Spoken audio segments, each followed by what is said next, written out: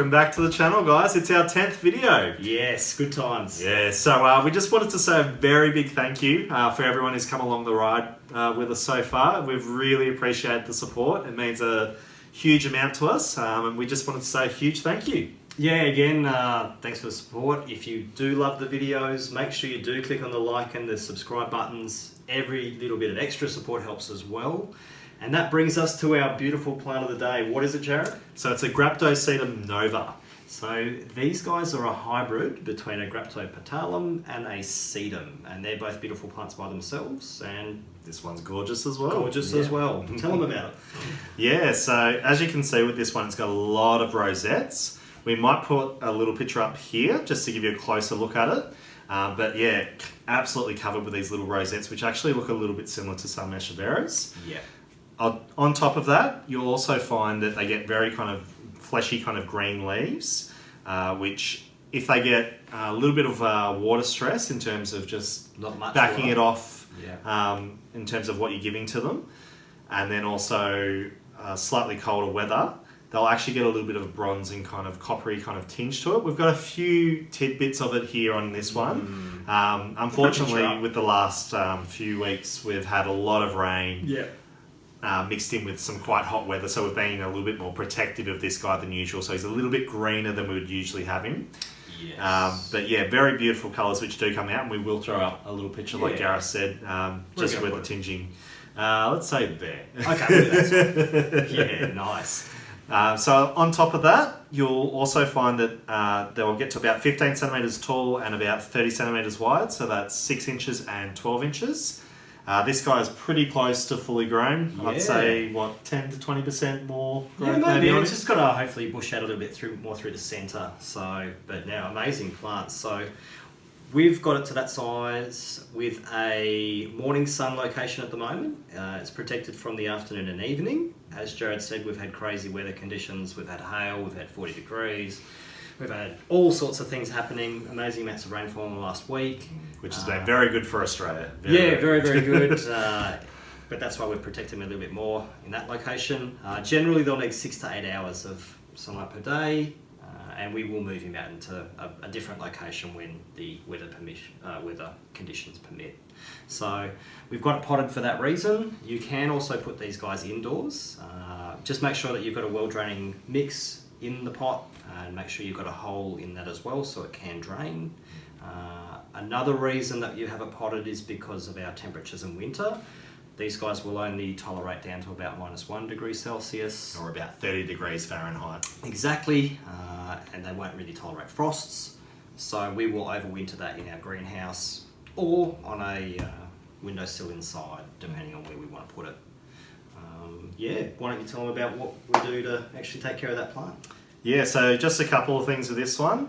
Very crucial thing is watering and the elements around watering. So as Gareth touched on, well-draining soil. Yeah. We tend to use a soil which has got a 1-to-1 ratio of kind of normal soil and sand with a little bit of perlite mixed in. We find that's a really good mix, along with a few rocks and pebbles on the top.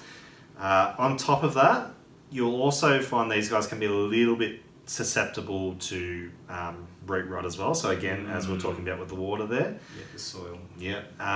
One of the key factors which might show you overwatering it is if the leaves start coming off at the top of the plant, not just the bottom. Normal. So the bottom, it can be a little bit more of a natural thing that's just as it's growing, as it's the leaves will fall off you might from drop. the base. Yeah. But if they're starting to come from the top, that's a real indicator that it's starting to be watered a little bit too much. Yeah, so cut back on your water if you see the leaves go from the top. Definitely. Yeah, so apart from that, just keep an eye out for mealybugs and also aphids. They're probably the two major pests which you'd want to worry about. So the mealybugs, you'll get quite a kind of spidery... Yeah, it's like a white sack almost. It's pretty... Yeah. So just make sure you keep an eye out for little stuff sticky. like that. But yeah, might throw you back to Gareth for propagation. Yeah, so with the propagation, I'll quickly turn the plant around. This is one of the ways you can do it. So that is a stem cutting. And we've got some examples of stem cuttings that are now actual plants. So the way we did that was just to cut it off 2 to 3 centimetres below the lowest leaf, let it callus, and then pop it in some propagation soil for about a month, and it will give you roots. Sometimes these guys do actually form roots along the stems. That's another way you can do it. It's still not on the stem cutting, but it'll already have a root possibly. Or you can do it through a leaf.